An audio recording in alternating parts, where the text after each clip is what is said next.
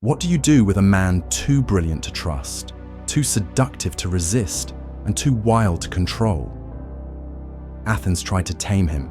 Sparta tried to use him. History tried to forget him. But Alcibiades was never meant to be remembered quietly. He lived like lightning. He loved war, and in his wake, he left broken hearts, broken cities, and a legend that refuses to die. This is the story of the most dangerous man in ancient Greece, not because of what he destroyed, because of what he made people want. The first time Alcibiades spoke in the Athenian assembly, he wasn't yet old enough to grow a proper beard, but that didn't stop the whispers. Look at his cloak, purple, like a king's. And that voice, he sounds like a songbird. He walks like he owns the place. Even Pericles, the seasoned statesman and distant cousin, had once said, "This boy will either save Athens or burn it to ash." He wasn't wrong.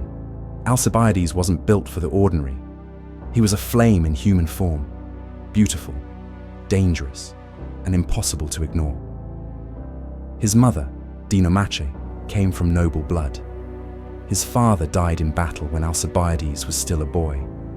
Left to be raised in the home of Pericles himself, he learned from the sharpest minds of Athens rhetoric, strategy, charm, but also how to watch, how to use people like stepping stones.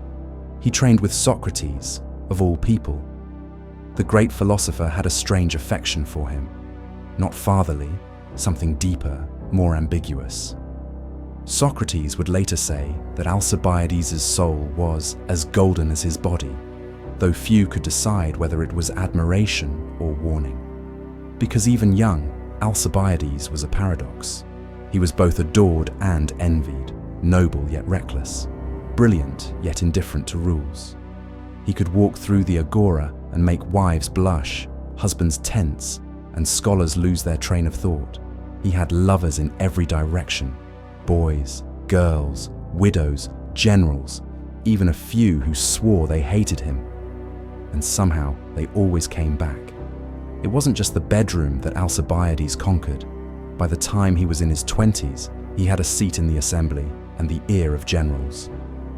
His speeches weren't just persuasive, they were seductive. When he spoke, it felt like the city itself leaned closer to listen. He had enemies, of course.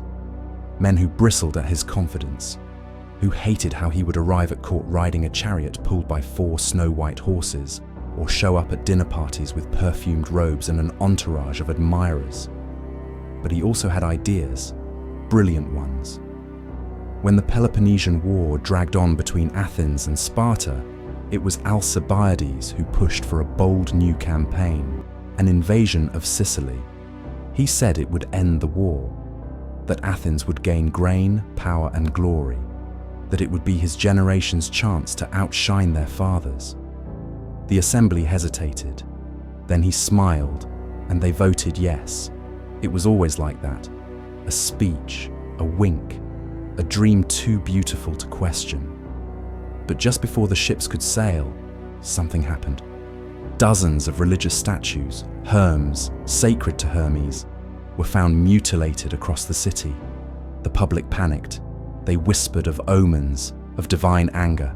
Someone had desecrated the gods, and Athens demanded justice.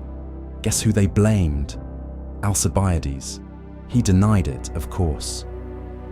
"There are many who hate me," he said, his voice calm, his robe spotless. "But even I would not invite the gods' wrath before battle." Still, the damage was done. Political rivals used the chaos to demand he stand trial. He begged to clear his name, let the court hear him, let him speak. But the assembly, nervous and divided, sent him to Sicily anyway, with orders to return to Athens mid-campaign to face charges. He never did. Instead, when word reached him that a guilty verdict had already been passed in absentia and that he'd been sentenced to death, he defected to Sparta. Yes, Sparta, the sworn enemy of Athens. The city he'd once called home now saw him as a traitor. a seductive devil who had turned from golden boy to poison. In Sparta, Alcibiades traded his silk for leather. He cut his curls and grew a beard. He drank black broth with warriors who had once sworn to kill him. And he didn't just fit in, he thrived. He advised Spartan generals, told them where to strike Athens hardest, even seduced the Spartan queen. When her pregnancy was later rumored to be untimely, more than a few eyes turned toward the foreign guest with the lion's grin. But Alcibiades had no loyalty.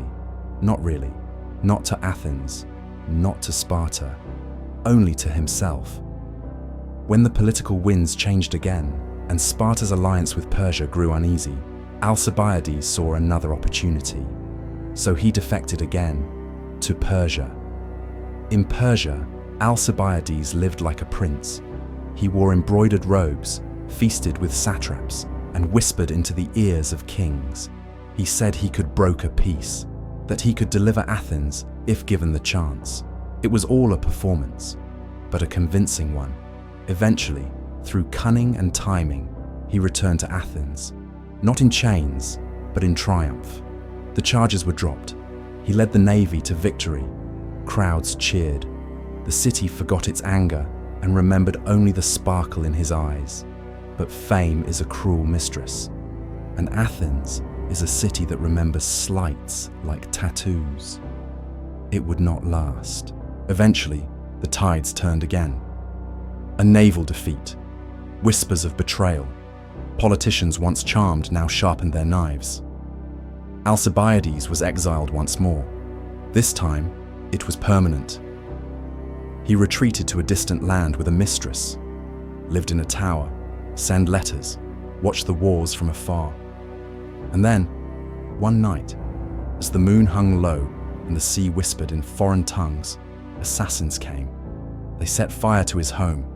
As he fled, arrows pierced his back.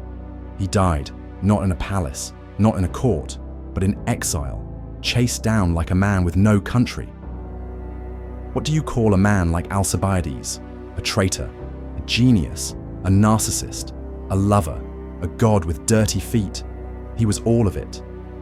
Socrates once said that Alcibiades could have ruled the world, if only he'd been able to rule himself. History remembers him not for what he built, but for what he seduced. Athens, Sparta, Persia, and maybe us. Still, even after his death, Alcibiades remained a name Athenians couldn't say without a sigh, of admiration, regret, or bitterness. For years after, old men in the agora would shake their heads and mutter, if only he had stayed loyal. Young boys whispered stories of his escapades like myths, how he once tamed a lion cub as a pet, how he stole a priestess from a temple, how he once walked naked through the assembly to prove a point, though no one remembered what the point was. Playwrights turned him into a parody. Philosophers used him as a cautionary tale. Historians struggled to decide whether to condemn him or canonize him. Because Alcibiades wasn't just a man, he was a mirror, reflecting the madness of Athens itself. Brilliant, beautiful, proud, and doomed by its own appetites. He had been exiled not once, but 3 times. And yet, every time, they welcomed him back. Until they didn't. It's said that the night before he died, Alcibiades dreamed of Socrates. In the dream, they stood beneath the Acropolis again, young, with olive trees swaying above them. Socrates looked older than ever, lined with time, yet calm. "You never listened to me," the philosopher said. Alcibiades laughed. "I always listened. I just didn't always agree." "You confused freedom with chaos," Socrates said, "and you confused restraint with cowardice." Socrates nodded, as if expecting the answer. Then he reached out and placed his hand on Alcibiades' chest. "You were loved, you know," he said. Then the dream dissolved in fire. It would be impossible to count all the lovers Alcibiades had in his life. Some were flings, daughters of generals, young soldiers, poets. Others left marks deeper than skin. There was Timandra, the woman who buried him when all others fled. There was Socrates, whose love for him was written between the lines of every dialogue. There were Spartans, Persians, Athenians. His affections knew no border, gender, or limit. But the city itself, that was his truest affair. Athens. She never stopped aching for him, even as she banished him. He worshipped her beauty, scorned her wisdom, seduced her crowds, and betrayed her secrets. If Athens were a woman, she'd have torn her own dress waiting for his return. It's tempting to imagine what would have happened had Alcibiades returned one last time, to stand trial, to face his accusers not as a general or exile, but simply as a man. What would he have said? Would he have begged for forgiveness? Would he have laughed? Would he have turned the court into a theatre and won them over again? He never got the chance. He was hunted down and silenced, not by the people he loved, but by men afraid of how much power one man could hold without a crown. And perhaps that is the most Alcibiades ending of all. Not judged, not forgiven, but ended without permission. Centuries later, statues of great Athenians still stand. Pericles with his helmet, Socrates with his stone face, Demosthenes with his scroll. There is no statue of Alcibiades, but his name lives, in plays, in whispers, in the ache of impossible ambition. He's not the hero of Athens, he's the ghost in her wine. The reason we say brilliance is dangerous, the reason we say beauty can betray, the reason we say charm is never free. He lived like a wildfire, brief, stunning, and unforgettable. And in that way, he won. Among the few relics attributed to Alcibiades are scraps of letters, fragments preserved not in marble, but in memory, quoted by those who claim to know him. One, allegedly written during his exile in Phrygia, reads, "To the people of Athens, you say I betrayed you. But who betrayed who first? You banished me because I was beautiful, because I loved too loudly, because I made your fathers nervous and your sons dream. You feared I'd destroy the city, and yet I was born from it. I am your laughter, your violence, your drunken prayer before battle. I wanted to be your mirror, but you hated your own reflection. Scholars debate its authenticity, but those words, they sound like him, arrogant, poetic, honest in the most infuriating way. Socrates never stopped talking about Alcibiades. Even long after his death, the philosopher would drop his name like a curse or a talisman. He had the soul of a lion, Socrates once said during a gathering. But lions must be raised with care, or they eat the hand that feeds them. In Plato's Symposium, Alcibiades bursts in drunk, praising Socrates in a rant both tender and absurd. He compares the philosopher to a statue of Silenus, ugly on the outside, filled with divine secrets inside. What no one ever asked was how it felt to be seen like that, to be worshipped and lectured by the one man who never wanted him for his beauty, only for his potential. Maybe that's why Alcibiades ran, from Athens, from Socrates, from the mirror of what he could have been. The older Alcibiades got, the more dangerous he became, not because he lost his charm, but because it matured. No longer the reckless swagger of youth, but a polished confidence sharpened by betrayal and survival. He wore exile like a cloak. He walked into enemy courts as though he owned them. He seduced queens not out of lust, but calculation. And that terrified people. You can argue with a politician, you can debate a general, but how do you argue with someone who turns every room into a stage and every word into poetry? How do you defeat someone who seems to enjoy the battle more than the victory? You exile him, or you kill him, and they did both. Alcibiades was not executed for a crime of treason, or sacrilege, or murder. At least not officially. He was punished for being too much, too clever, too beautiful, too persuasive, too unwilling to obey the rhythms of men less extraordinary than him. His true crime was that he wouldn't sit still, that he didn't ask permission to be great, that he made a city like Athens, proud and brilliant, feel small in his shadow. And Athens never forgave that feeling. When Timandra found his body, he was still warm. Shot down in the night, fire eating through the tower behind him, his last expression unreadable. She buried him herself. No rites, no honors, just desert earth and salt-crusted tears. There was no Athenian envoy, no Spartan note of gratitude, no Persian coin left for the ferryman. Only silence, the kind reserved for ghosts that history tries and fails to forget. They say in modern Athens sometimes, on quiet nights near the ruins of the old assembly, you can hear laughter, not cruel, not mocking, but bright, strange, and free. Some say it's the wind, others say it's a memory.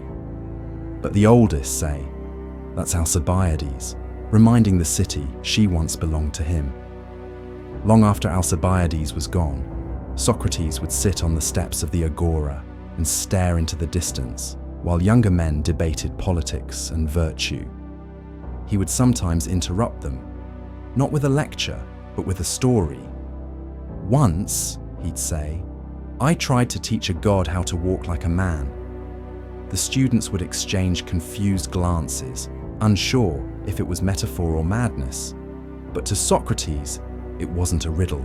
It was a confession. He had tried to shape Alcibiades, tried to temper the fire, tried to guide that dazzling, dangerous soul toward greatness with wisdom, not ambition. But how do you mentor lightning? Even he had been seduced by the boy's charisma.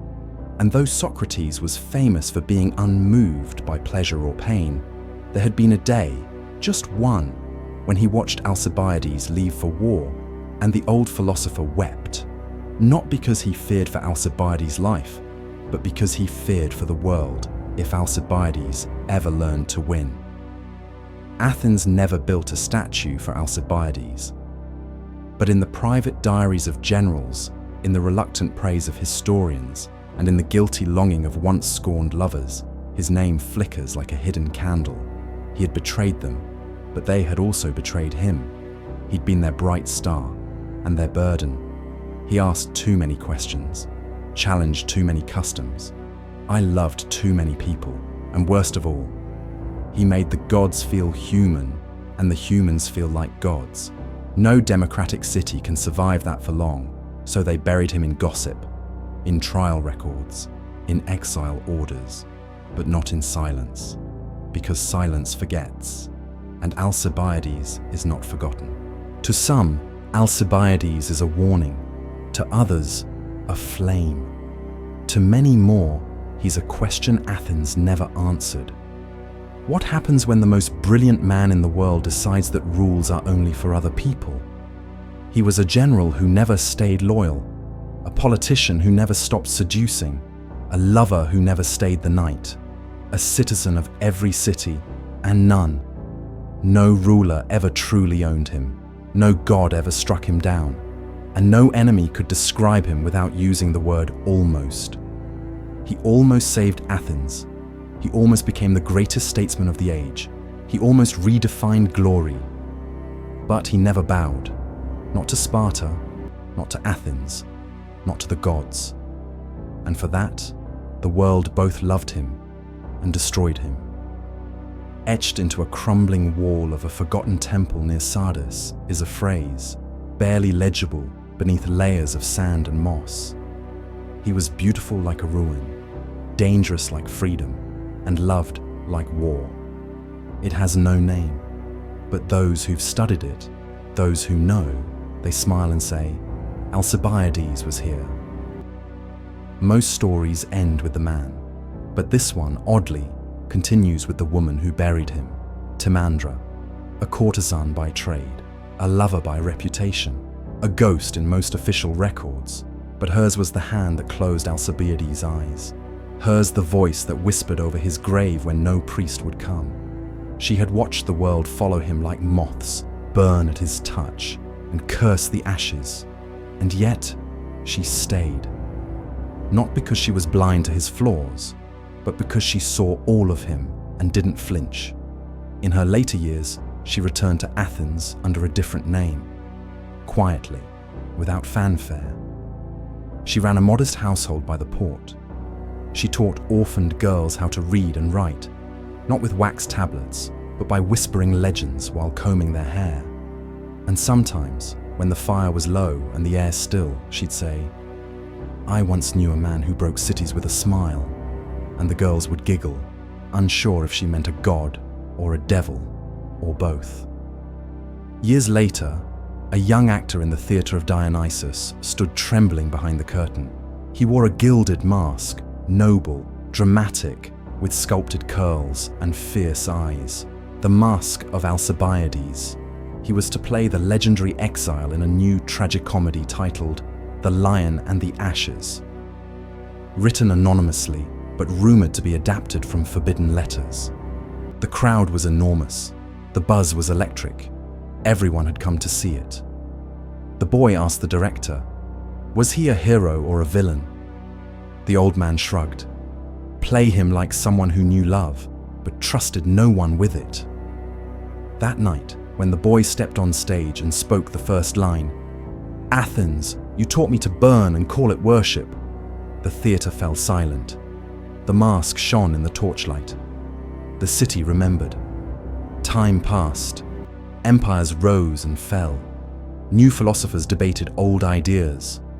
New tyrants tried to rewrite their own myths. Athens weathered plagues, wars, and silence. But in an old villa outside the city, archaeologists once found a statue unlike any other. It had no pedestal, no name etched at the base, just a single fluid figure in mid-stride, robes flowing like wind, a lion carved faintly into the hem. The eyes, blank, as most were, and yet they seemed amused. The sculptor had captured something: movement, mischief, melancholy.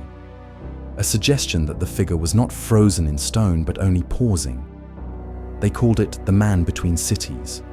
But some, after a glass of wine and a flicker of dusk, would lean closer and whisper, "Alcibiades never died, he just left early." Athens still stands. Its stones are cracked, its temples faded, its empires dust, but its soul endures. In the laughter of students beneath olive trees, in the cries of merchants in the market, in the soft footfalls of scholars walking where Socrates once spoke, and in the shadows between those stones, Alcibiades lingers, not as a name on a law, not as a face on a coin, but as a question. What do we do with men too bright to follow and too dangerous to lead? We tell their stories. We whisper them to each other like forbidden poems. We dress their chaos in memory, their betrayal in beauty. Because a man like Alcibiades cannot be buried, not in exile, not in shame, not in legend. He returns. Every time someone defies a city out of love.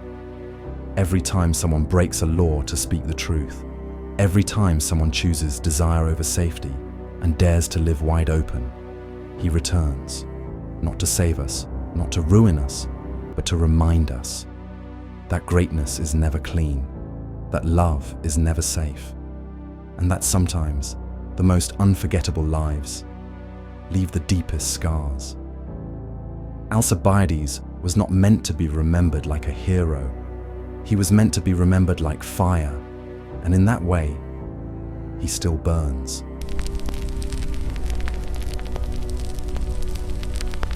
Alcibiades is long gone, but sometimes late at night in the heart of Athens, they say you can still hear laughter, not mocking, not cruel, but wild, golden and free, a reminder that some flames never die, some names never fade, and some stories were never meant to be safe.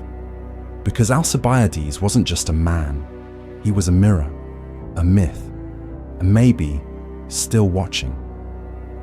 If this story pulled you into the fire, don't forget to like the video, subscribe, and tap the bell so you don't miss the next forgotten legend.